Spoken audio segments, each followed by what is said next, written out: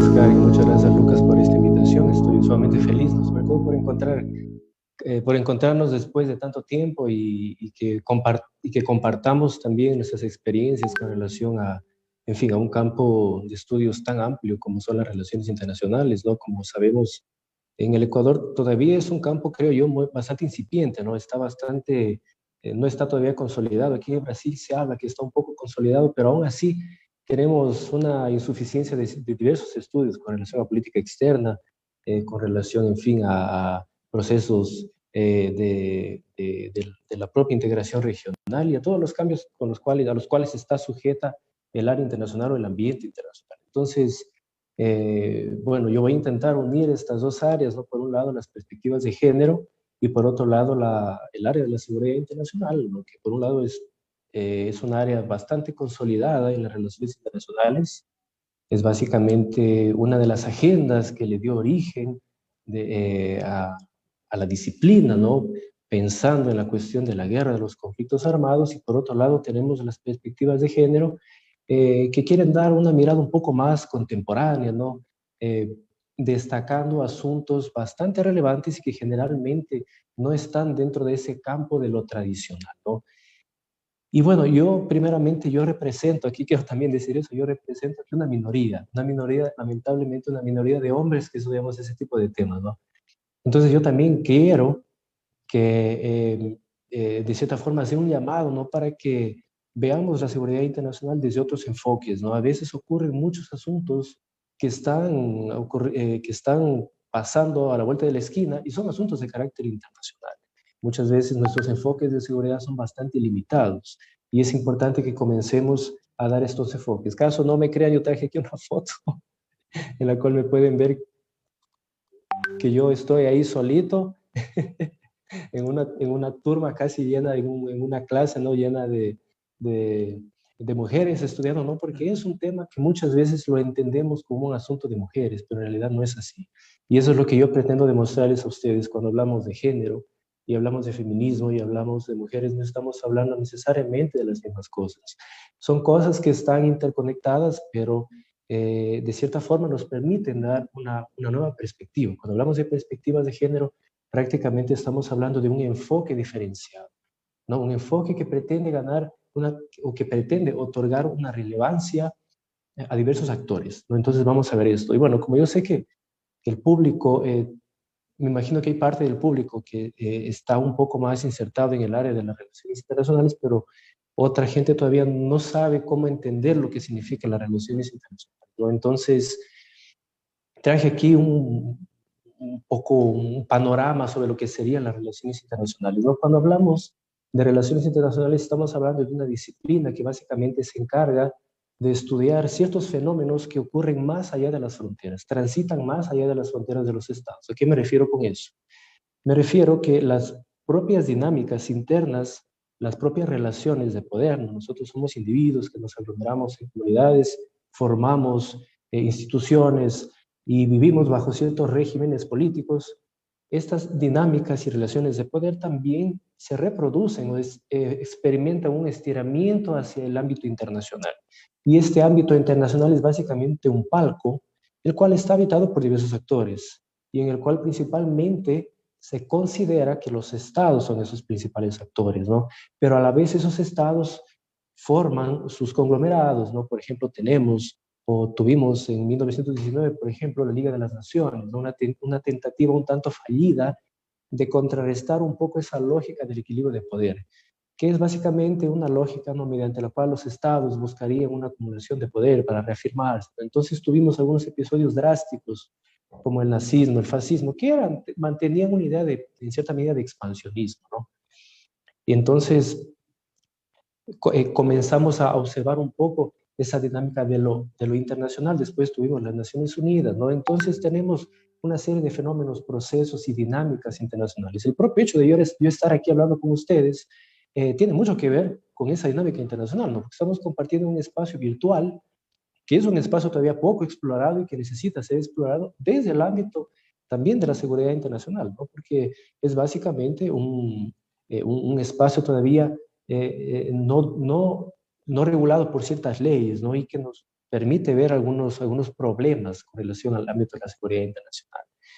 Traje aquí un poco el caso haitiano, ¿no? El cual, si ustedes habrán acompañado, me parece que es un buen ejemplo para ver cómo estas relaciones son tan complejas, ¿no? Tenemos un país que ha recibido diversas fuerzas multilaterales, aproximadamente 7 procesos de intento de generar una estabilización en el país, y a pesar de eso continúa siendo un país bastante frágil, ¿no? Un país bastante turbulento, y no apenas debido a la falta de que el Estado ejerza ese monopolio de la fuerza, ¿no? Y el monopolio de las leyes, sino también porque ha estado sometido a lamentablemente a ciertas catástrofes naturales, pero por ejemplo, de las últimas investigaciones que tuvimos con relación, o que podemos encontrar con relación a la muerte de Jovenel Moïse, encontramos, ¿no?, una injerencia externa de ciertos mercenarios. ¿No? Se habla de mercenarios colombianos junto con personas de los Estados Unidos que mataron al presidente. Entonces, es un asunto de seguridad internacional. Y también es un asunto de seguridad internacional cuando pensamos en el hecho de que no ha implementado ninguna vacuna, ¿no? Entonces vemos como, por ejemplo, un virus que vino desde China prácticamente paralizó el mundo. Entonces, una cepa en un país en el cual no ha implementado ningún tipo de vacuna puede ser que nos venga a generar algún problema de carácter internacional a futuro. Entonces vemos que esta idea de seguridad, el concepto de seguridad es bastante elástico, no se puede adecuar a diversos ambientes. Algunos pueden hablar de seguridad del trabajo, algunos pueden hablar de seguridad internacional, seguridad en términos de medio ambiente, en términos sanitarios. Es un concepto que se acopla a diversas realidades de nuestra cotidianidad, ¿no? Y cuando hablamos de seguridad internacional, estamos hablando también, o estamos interpretando este sentido, este concepto en un sentido de las relaciones de los estados, ¿sí? Estamos entendiendo, sobre todo, en un periodo bastante marcado por la Guerra Fría. Fue básicamente en ese centro que se produjo el concepto de seguridad internacional, que fue avanzando y fue evolucionando a lo largo del tiempo. Básicamente a partir de 45, ¿no? Con el post-Segunda Guerra Mundial y la Guerra Fría, ¿no? Con un fortalecimiento de esta idea de que podríamos entrar en una guerra suicida debido a los avances nucleares, al armamento nuclear. Entonces comenzamos a ver algunas perspectivas como disuasión, contención, y los propios estudios estratégicos, ¿no? La década dorada de los estudios de los armamentos, ¿no? Generalmente es la línea más dura en las agendas de las relaciones internacionales cuando pensamos en la idea de la seguridad internacional. Sin embargo, a partir de la década del 70, 80, comenzamos a ver nuevas manifestaciones, comenzamos a ver más integración en términos económicos, comenzamos a ver, por ejemplo, en la década del 90 especialmente, cómo comienza a ser cuestionada esta idea del Estado como el centro de la seguridad en la medida en que algunos problemas que no necesariamente pueden ser resueltos por las armas comienzan a surgir, problemas medioambientales, problemas relacionados a los regímenes políticos, problemas relacionados al medio ambiente, ¿no? Problemas relacionados a la democracia, a la igualdad de derechos. Entonces, la seguridad que hasta cierto punto internacional que teníamos en un sentido negativo de pensar como una ausencia de amenazas, una ausencia de presiones que pueden interferir en nuestro status quo y llevarnos a actuar de una forma diferente, ¿no? De una forma defensiva, comienza a tornarse un poco más positiva, ¿no? Especialmente, por ejemplo, con la idea de seguridad humana a partir de 1994, ¿no? Formulada por el Programa de las Naciones Unidas para el Desarrollo, que comienza a contemplar otra idea de seguridad, otra perspectiva, una perspectiva más positiva, como preocupada por la dignidad humana, ¿sí? Por la vida humana. Entonces, existe una especie de desplazamiento del Estado para colocar en el centro al individuo.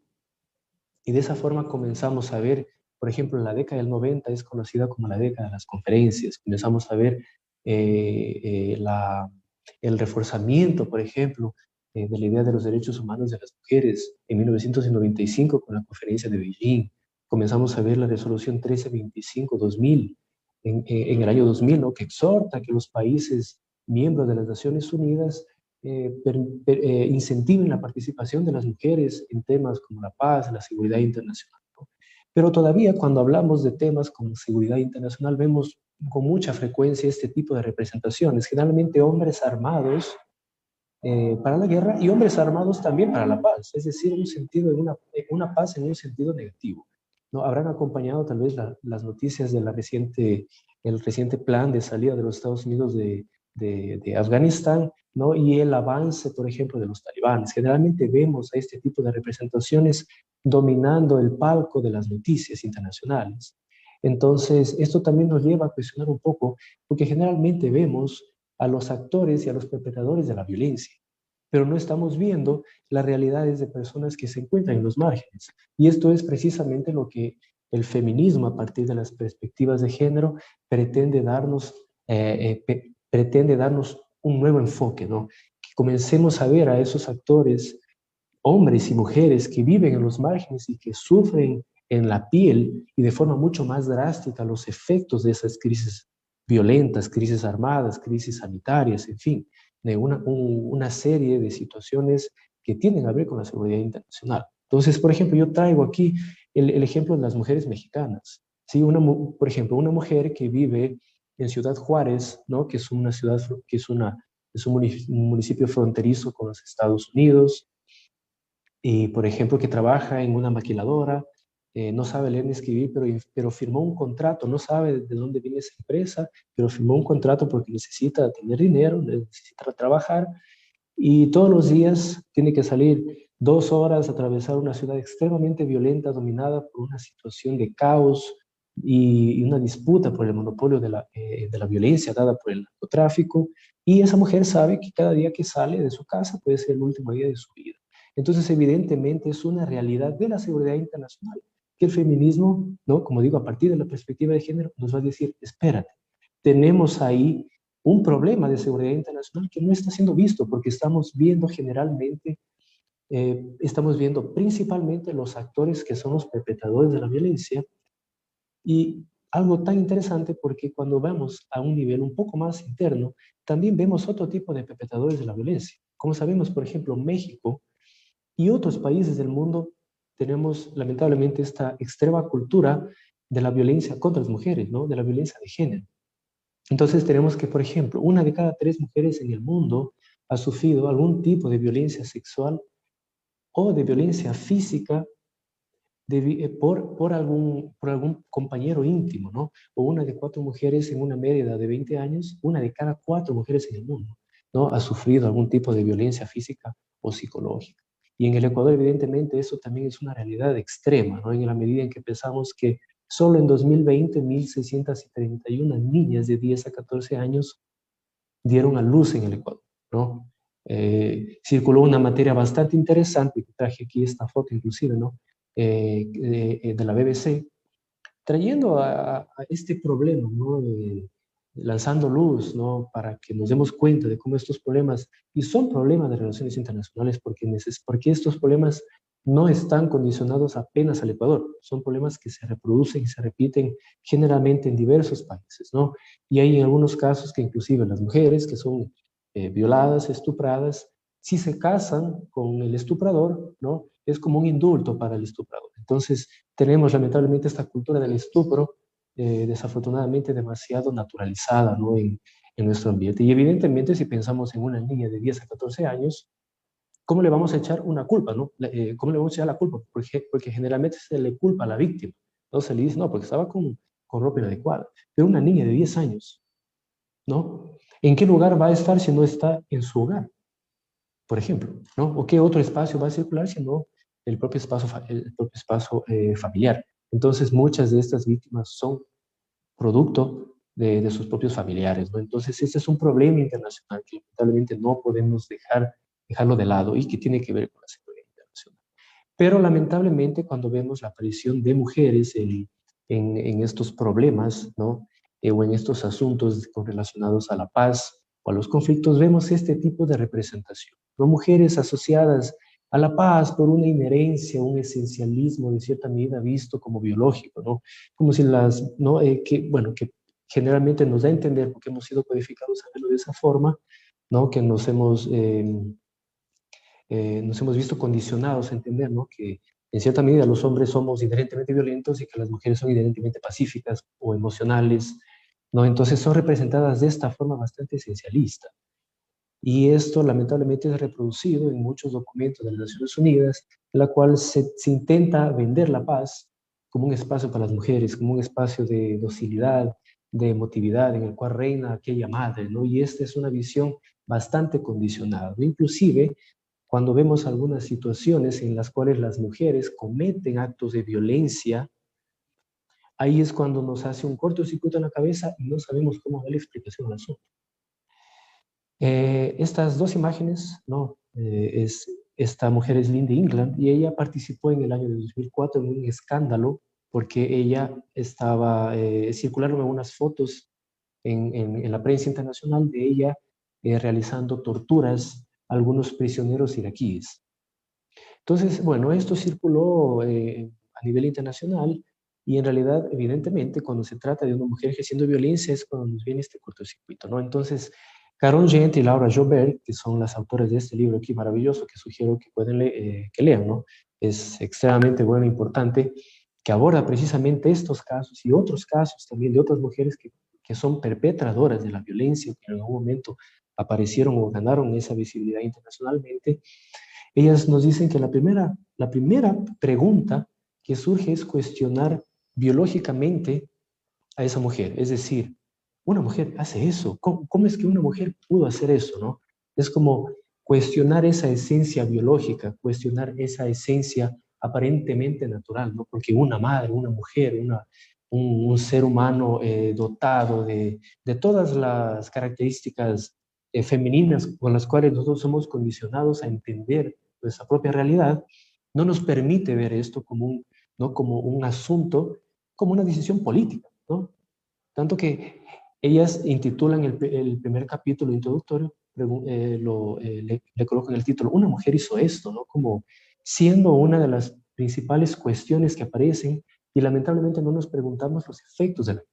Porque en realidad lo que estamos viendo, y aquí cuando aplicamos enfoques de género, son los efectos que la guerra tiene sobre hombres y mujeres que están actuando en esos campos de batalla. Y no solo en esos campos de batalla, sino que están en esos márgenes, ¿no? Que están habitando esos espacios. Y nosotros, lamentablemente, como digo, somos condicionados con ciertas características, y aquí es cuando aparece el componente de género. Entonces, el género sería una serie de características, comportamientos, normas que nosotros asociamos a la idea de lo masculino y lo femenino y a la vez le atribuimos o esperamos que hombres y mujeres desarrollen esas características o se comporten de esas formas, ¿no? Entonces, cuando decimos, por ejemplo, un niño viste azul y una niña tiene que vestir rosado, estamos condicionando a la persona a ciertos comportamientos. Esto bajo ningún sentido es algo natural, no es algo con lo que se nace. Nadie nace nadie nace con un gusto por cierto color, ¿no? Son condicionantes que tenemos y que lamentablemente hemos naturalizado, ¿no? Pero, en fin, tenemos esta capacidad de pensar y evidentemente de cuestionar hasta qué medida podemos naturalizar ese tipo de actos, ¿no? Inclusive porque cuando pensamos o cuando hacemos lo siguiente, por ejemplo, le decimos a un niño que no puede llorar o que los hombrecitos no lloran, estamos condicionándole también a expresiones de sentimiento, ¿no? En alguna medida, en la medida en que esto tal vez degenere en alguna situación un poco más complicada, más compleja a futuro, ¿no? Si la persona no resuelve esto, puede ser un potencial agresor, ¿no? Puede ser una persona potencialmente violenta. Y Joan Scott, en un artículo bastante conocido y que sugiero mucho que lean para quien tenga interés sobre este tipo de temas, ¿no? Para entender especialmente cómo se comporta este género, ella nos va a decir que el género también tiene una cierta forma de operar, ¿no? Y generalmente esta, el género opera de forma relacional, ¿sí? Es decir, el género crea ciertas dicotomías, ¿no? En la medida en que tenemos lo masculino y lo femenino asociado a ciertas características, ¿no? Por ejemplo, generalmente asociamos lo masculino a cosas positivas, ¿no? A cosas como orden, jerarquía, disciplina, cultura, racionalidad, y generalmente lo femenino o esto masculino se reafirma en la medida en que se opone a eso femenino. Entonces tenemos completamente todo lo contrario, irracionalidad, ¿no? desorden, anarquía, ¿no? Como vamos a ver en las relaciones internacionales se manifiesta mucho esa idea, ¿no? Entonces son ciertas dicotomías que operan y que lamentablemente nos condicionan a que veamos la realidad de esa forma, ¿sí?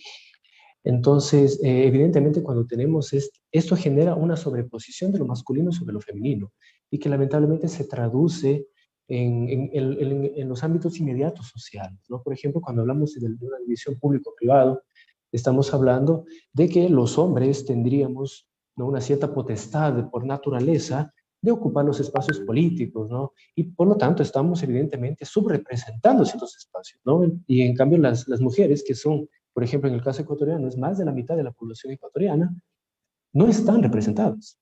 Y también debemos cuestionar qué tipo de hombres nos están representando, ¿no? ¿Será que nos representan a toda en un país plurinacional, será que nos están representando a todos, ¿no? Y evidentemente esta sobreposición de género también genera ciertos incómodos, ¿no? Hay casos, ¿no? Y puede generarse mucha violencia en realidad con relación a esto, por esta idea de intentar quebrar y que es una idea de lo que las perspectivas de género defienden, ¿no? Defienden esta idea de igualdad en todos los sentidos.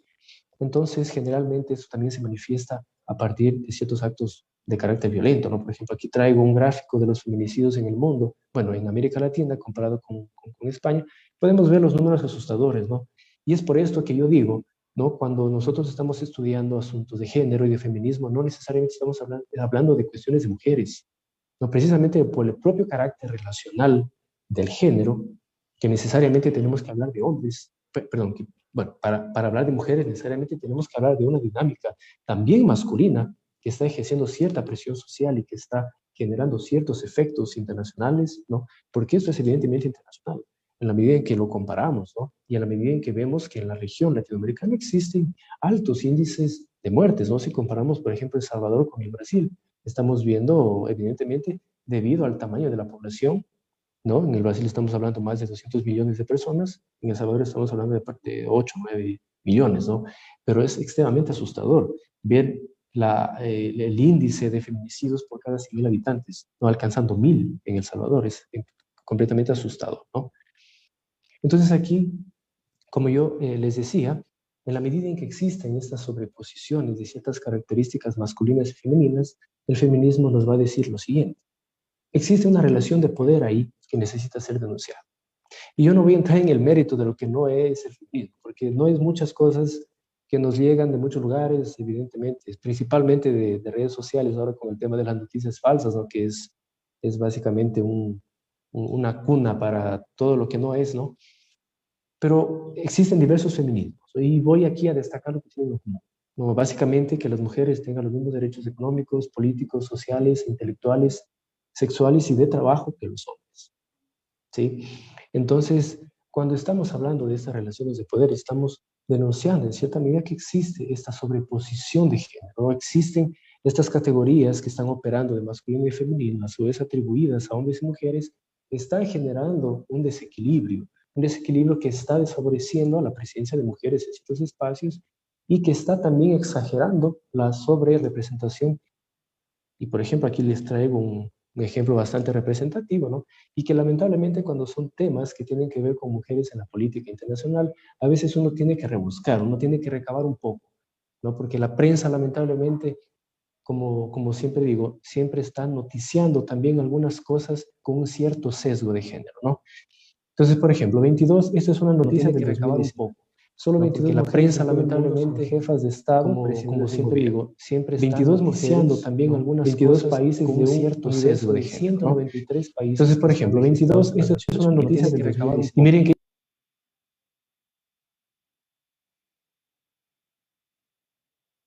20 están al frente de la mejor forma de gestión de este problema sanitario que estamos viviendo.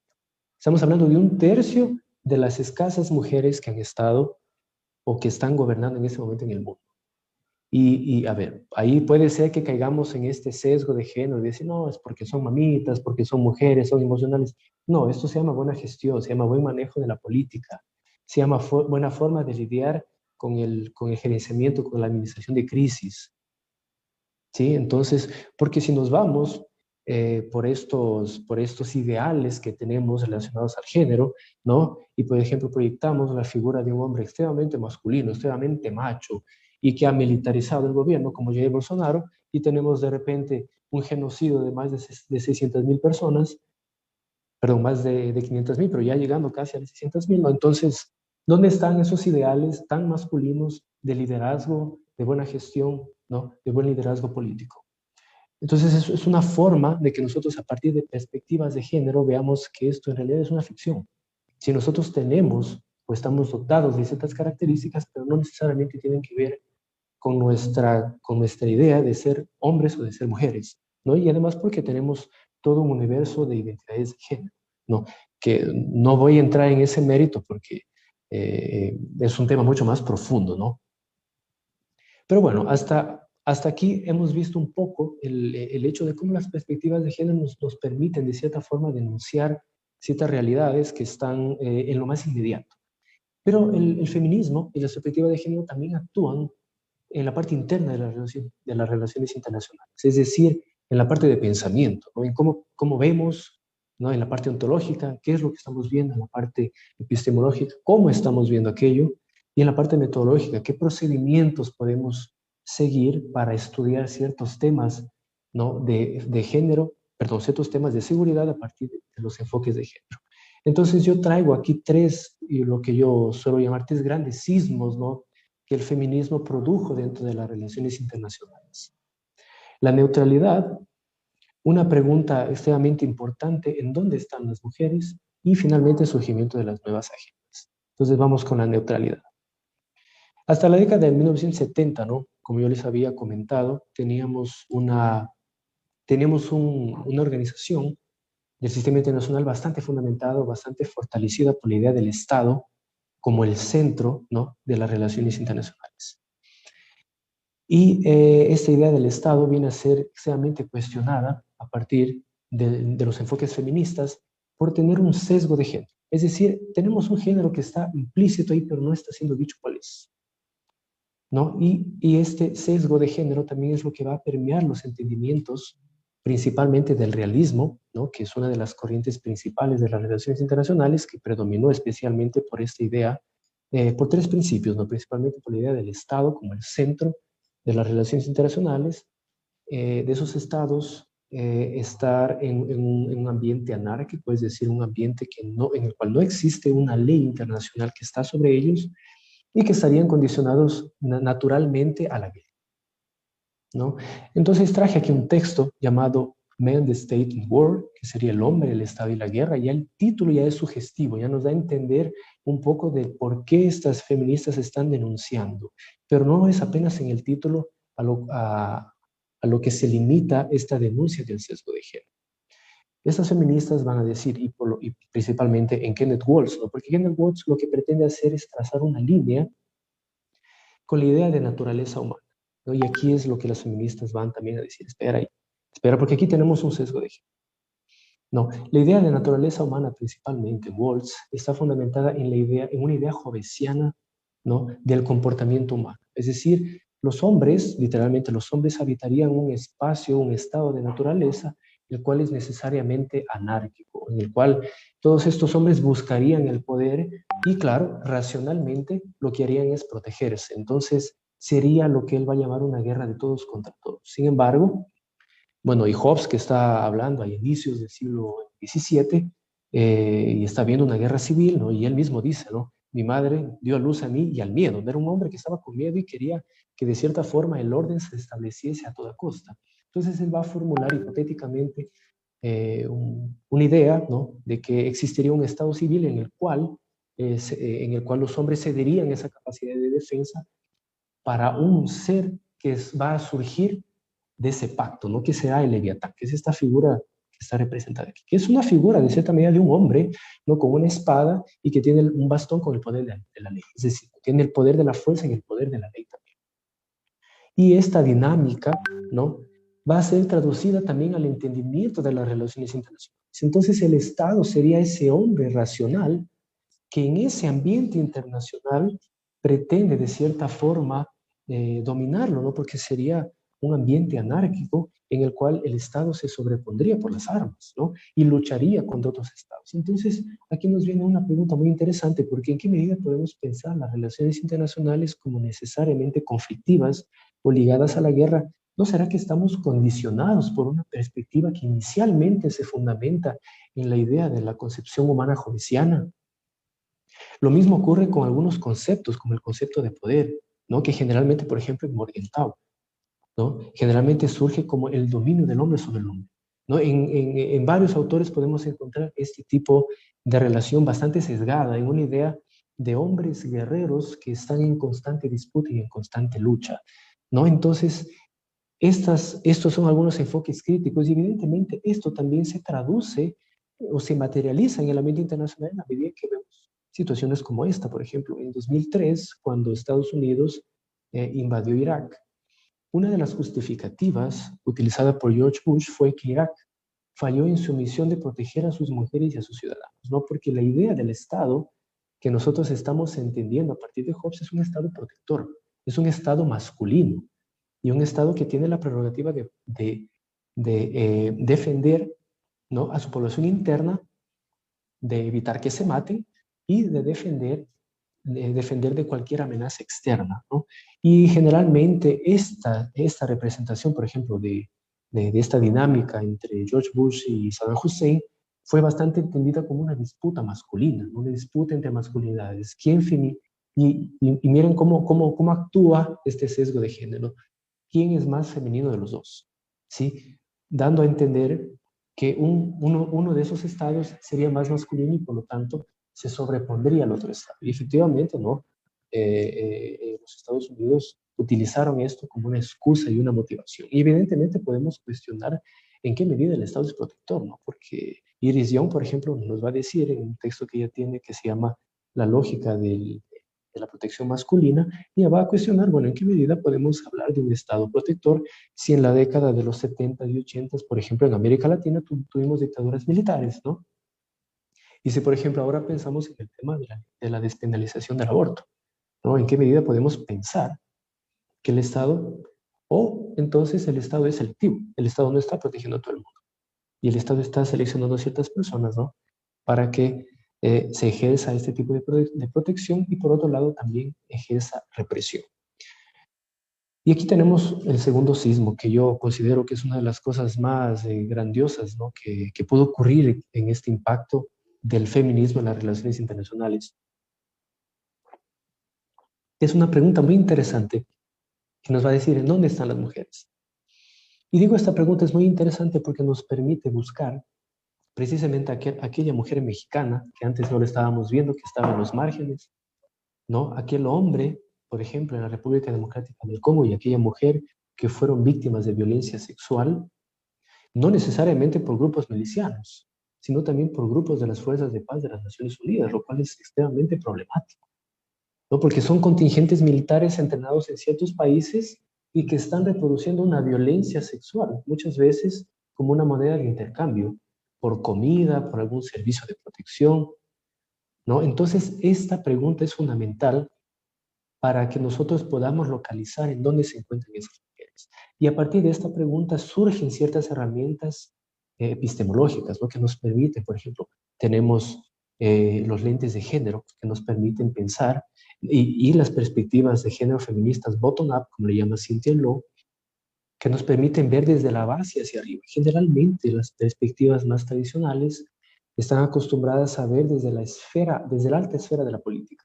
Como decía antes, no estamos acostumbrados a ver a los principales protagonistas, los que siempre han estado ahí. Pero aquí no, aquí vamos a hacer un camino inverso.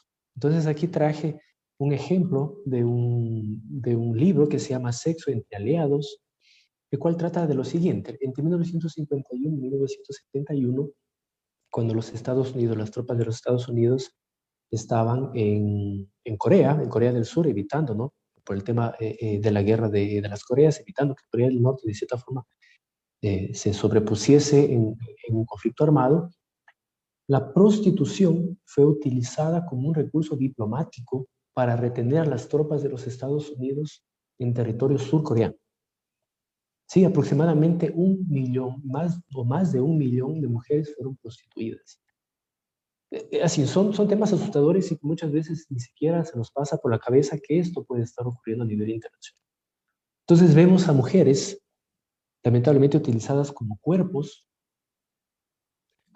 en ese sentido, cuerpos representativos del Estado, no cuerpos diplomáticos de otro Estado, para traer un beneficio, ¿no? En este caso, ¿no? Mantener a las tropas de los Estados Unidos. Es decir, con ellas se vale el tema del fin justifica los medios, ¿no? Entonces, esto es bastante complicado y bastante problemático. Y lo mismo podemos pensar, por ejemplo, para no irnos demasiado lejos, para mantenernos en el propio Ecuador. Podemos pensar con qué pasó con Rosalía Arteaga, que no asumió la presidencia de la República después de que salió Bucaram. ¿No? Hay quienes atribuyen a esto a una falla de la Constitución de 78, porque habían ahí eliminado la prerrogativa que daría a la vicepresidenta la potestad de asumir. Pero evidentemente existe una connotación de género, ¿no?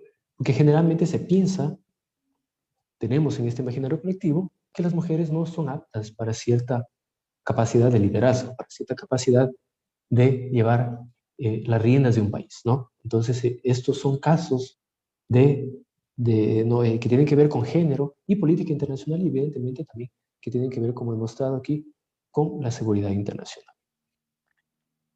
Y tenemos también esta ampliación de las agendas, ¿no? Voy a retomar un poco esta idea del género, ¿no? El género bajo esta acción relacional que contrapone lo masculino a lo femenino. Rowan Connell, en el año 2000, se va a dar cuenta de un movimiento bastante interesante, ¿no? Estas nuevas agendas ya vienen de una profundización de los temas relacionados a los estudios sobre género, ¿no? Mucho más profundos. Entonces tenemos algunos casos, por ejemplo, como la masculinidad hegemónica, ¿no? Entonces, Raúl Connell, ella se va a dar cuenta de que esta sobreposición de lo masculino sobre lo femenino también ocurre entre masculinidades, es decir, tenemos varios segmentos de masculinidades diversas y tenemos una masculinidad que se dice de cierta forma hegemónica. Aquí voy a hacer un paréntesis porque hay algo que tengo que marcar aquí, ¿no? El feminismo y los estudios de género bajo ningún sentido se pretenden universalistas. Sí, en ese sentido, cuando hablamos de masculinidad hegemónica, estamos hablando de una masculinidad que se puede manifestar en un cierto espacio, en un cierto tiempo, y que puede ser interpretada de una cierta forma, ¿sí? Porque esta masculinidad hegemónica no es la misma, digamos, en todos los rincones del mundo. Estamos hablando de situaciones diferentes. Podemos hablar de Fuerzas Armadas, podemos hablar de representaciones, yo qué sé, de telenovelas, en fin, podemos hablar de una serie de representaciones de la masculinidad hegemónica, ¿no? Pero bueno, volviendo aquí un poco al tema. Entonces tenemos una sobreposición no apenas de lo masculino sobre lo femenino, sino de ciertas masculinidades sobre otras masculinidades. ¿Y a qué me refiero con otras masculinidades? Por ejemplo, masculinidades que tienen que ver al espectro LGBTQ+, ¿no? Y voy a darles un ejemplo. Lamentablemente perdí de dónde tomé esto, pero es un ejemplo bastante ilustrativo que inclusive un día de esos comenté con mi tutora de tesis, ¿no? Un estudio realizado en los Estados Unidos, en las Fuerzas Armadas de los Estados Unidos, ¿no? Porque la inserción de las mujeres allá es mucho más amplia, ¿no? Las mujeres ya consiguen acceder a ciertos escaños mucho más jerárquicos, mucho más elevados que, por ejemplo, en países como el Ecuador o aquí en el Brasil también. Eh, la investigación apuntaba a una cosa bastante interesante. Los hombres heterosexuales estaban más a favor del ingreso de mujeres que de hombres homosexuales, ¿no? Entonces el tema era, bueno, pero ¿por qué? ¿Cuál es el meollo del asunto? ¿Cómo se dice? Y bueno, lo que se descubre es lo siguiente, ¿no? Que en cierta medida estos hombres heterosexuales tenían miedo de sufrir acoso sexual de esos hombres homosexuales, ¿no? Y yo comentaba con mi tutora y le decía, me parece que esos hombres heterosexuales tienen miedo de que ellos hagan lo que ellos hacen con las mujeres, ¿no? De sufrir la misma cosa que ellos sufren con las mujeres. Es decir, porque bueno, en las Fuerzas Armadas existen bastantes casos de abuso sexual, ¿sí? Solo que esto generalmente no es demasiado mediatizado, no es demasiado visto por la propia característica bastante hermética de las Fuerzas Armadas, ¿sí? Entonces, tenemos esta dinámica bastante interesante. Creo que eso nos permite visualizar un poco de esta sobreposición de ciertas masculinidades sobre otras, ¿no? Y tenemos también las masculinidades militarizadas, que aquí tenemos una especie de alianza bastante fuerte y bastante compleja, ¿no? Porque por un lado tenemos esta idea de las masculinidades en un sentido, ¿no? Como yo decía, ¿no? Idealizado en el sentido de todo lo positivo, ¿no? Tenemos el orden, la disciplina, la racionalidad, y tenemos el militarismo. El militarismo, en cierta forma, es un andamio también de ciertas ideas y de ciertas normas que se encuentran muy presentes en las fuerzas militares y en las instituciones castrenses, ¿no? Y que tienen y corresponden también a ciertas características como orden, disciplina, jerarquía, uso de la fuerza cuando es necesario, ¿no? Y aquí es cuando entra un asunto bastante interesante, ¿no? Que es algo a lo cual yo estoy explorando más recientemente, que es el ingreso de las mujeres en las Fuerzas Armadas, ¿no? Como un tema, ¿no? Como un tema bastante complicado, ¿no? Porque es esta idea de masculinidad y el militarismo, la militarización, son como una doble muralla que las mujeres se enfrentan al momento de ingresar en las Fuerzas Armadas, ¿no? Porque generalmente cuando pensamos en Fuerzas Armadas pensamos en lo siguiente, ¿no? Pensamos en hombres armados, extremadamente bien entrenados, sometidos a cierto tipo de entrenamientos extremos, porque se tiene una idea de masculinidad llevada al extremo, se tiene una idea de hipermasculinidad, ¿no? Y básicamente estos hombres generalmente, ni siquiera esos hombres tan masculinos o tan masculinizados, vistos como tan masculinizados, pueden alcanzar estos ideales completamente elevados de masculinidad, o sea, las expectativas de esa masculinidad presente en las fuerzas militares. Y esto no es un tema reciente, ¿no? El tema de la propia masculinidad en las Fuerzas Armadas se remite a la propia Grecia antigua, ¿no? Cuando estamos viendo los ejércitos griegos, ¿no? El ejército espartano, el ejército ateniense, esta idea o esta figura del ciudadano guerrero, que muchas veces se traduce en los documentos de defensa del Ecuador como el ciudadano que puede o que está habilitado para ejercer el servicio militar, ¿no? Cuando era obligatorio, antes del año 2008. Entonces hemos recuperado esta idea de estos guerreros míticos, ¿no? De antaño, y los hemos colocado en las fileras de nuestras Fuerzas Armadas, ¿no? Y es curioso porque cuando vemos la inserción de las mujeres en las fuerzas militares, nos encontramos con un tema extremadamente complicado. No vemos que las mujeres experimentan una especie de oxímoron, no están sometidas a una contradicción en sí, ¿no? Por el hecho de ser mujeres y estar en un espacio masculinizado que pretende a cada momento rechazarlas y cerrarles las puertas. Entonces, por ejemplo, traje aquí un pequeño video, no sé si ya está corriendo. Es el video del 30º aniversario de la independencia de Ucrania, en el cual ocurrió lo siguiente. Mujeres desfilando con saltos, con tacos, ¿no?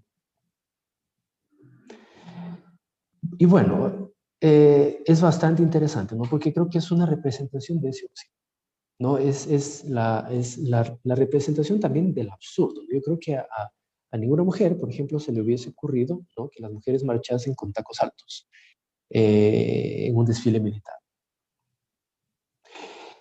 Y digo un oxímoron porque generalmente a las mujeres se les pide que sean 2 o 3 veces más masculinas, ¿no? Que se despojen de esa idea de feminilidad. Y a la vez se les pide que use tacos altos y que usen pintalabios. Entonces es una idea bastante conflictiva en el sentido de pensar cómo podemos quebrar esa hipermasculinidad y cómo podemos quebrar esas dos barreras de la masculinidad y del militarismo que están presentes en las instituciones militares, porque las mujeres son evidentemente rechazadas en estos espacios, ¿no? Y estos evidentemente son asuntos de seguridad internacional que si no fuese por una perspectiva de género no podríamos darle una explicación, ¿no? Porque estamos tan condicionados a pensar que esto en cierta medida es normal, que las mujeres usen tacos altos, que bueno, podemos pensar, ¿y por qué es algo anormal que lo hagan en un desfile militar? Bueno, pues porque es absurdo, ¿no? Cuando nos ponemos, cuando usamos los lentes de género y las perspectivas de género, vemos el absurdo ¿no? Solo falta ponerles un cañón en los hombros y que se les rompa el taco, ¿no? Imagínense. Pero bueno, vamos a sobreponer también esta realidad al Ecuador, porque creo que nos interesa bastante aquí también tener una perspectiva sobre lo que significa aquí eh, observar estos lentes de género con relación al Ecuador. Y bueno, en primer lugar, ¿no? Que a partir de la Constitución de 2008 tuvimos ciertos cambios, ¿no? Yo no, aquí no voy a entrar en el mérito de buen mal gobierno, lo que voy a enfocarme es más básicamente en el hecho de las posibilidades que se abrieron a partir de esta idea del buen vivir, ¿no? De la interculturalidad, que en cierta medida abrió camino para la inclusión de la igualdad de género. Y una de las primeras medidas interesantes con relación a la política de las Fuerzas Armadas fue colocar a 3 mujeres al mando del Ministerio de la Defensa, algo que no había ocurrido nunca antes en el país y creo que es inédito inclusive a nivel regional. Eh, bueno, y una de esas mujeres, que fue María Fernanda Espinosa, junto con Naciones Unidas, lanzaron la política de género para las Fuerzas Armadas en el año 2013. Y es una política bastante interesante. Es una política que yo incentivo bastante a que estudien, la lean y apliquen esta perspectiva de género. Porque cuando vemos a partir de los lentes de género, es un documento que básicamente escapa a lo que tradicionalmente se hace, inclusive en convenciones internacionales, en los cuales se vincula, generalmente se reproduce mucho esta idea de que asuntos de género son asuntos de mujeres. Y cuando leemos esta política de género estamos viendo que por género se entienden las necesidades de hombres y mujeres dentro de las fuerzas militares. Entonces tenemos una idea bastante limpia de lo que sería el género. Lamentablemente en 2017 cae un poco. Con la cartilla de género que es publicada ya cuando Ricardo Patiño estaba en el ministerio, pierde un poco de esta fuerza innovadora y lamentablemente se vuelve a caer en esta tendencia de entender temas de género como asuntos necesariamente de mujeres. Pero como hemos visto, no apenas, ¿no? Cuando estamos hablando de asuntos de género, estamos hablando de asuntos que involucran a las dos partes, ¿no? Y además en fin, a un amplio cuerpo de personas que inclusive, ¿no? Porque aquí no estamos hablando, digamos, en el mérito de las cuestiones LGBTQI+, ¿no? Que también es un campo extremadamente interesante. Estas aquí fueron las primeras mujeres en el año 2008 que se formaron como reservistas, ¿no? Con armas. Pero lamentablemente, por más avanzado que esté el tema, por más avanzado que estemos, digamos, en asuntos de leyes, ¿no? En asuntos internos, de regulaciones de las políticas de género o en cierta medida de las políticas militares, generalmente suelen ocurrir este tipo de cosas. Y aquí traje el testimonio de una mujer militar que fue entrevistada por una investigadora llamada Sofía Saragosín. Ella trabaja sobre estos temas relacionados a género, buen vivir, y tiene un artículo muy interesante sobre esta idea de los soldados, ¿no? Cómo podemos pensar los soldados a partir de estos cambios constitucionales, ¿no? Cambios bastante profundos para la inserción de una perspectiva de género y de la equidad de género, principalmente, ¿no? Entonces, en esta entrevista se ve un poco el retroceso que todavía existe debido a estas condicionantes de género que tenemos en la práctica, ¿no? Los hombres todavía no están de acuerdo con que estemos aquí, nada ha cambiado, ¿no? A pesar de las políticas, ninguna cosa ha cambiado y esto evidentemente puede ser traspuesto, colocado en diversos ámbitos de la sociedad, no apenas en las Fuerzas Armadas, sino que existe una incomodidad con que las mujeres ocupen ciertos espacios, tanto en política, en materia económica. Existen ciertas restricciones a que las mujeres ocupen este tipo de espacios. Y eso también, evidentemente, es limitar algo muy importante, como es la justicia social y la propia democracia, ¿no? Porque si estamos hablando de democracia, estamos hablando de inclusión, estamos hablando de inclusión de la diferencia, ¿no?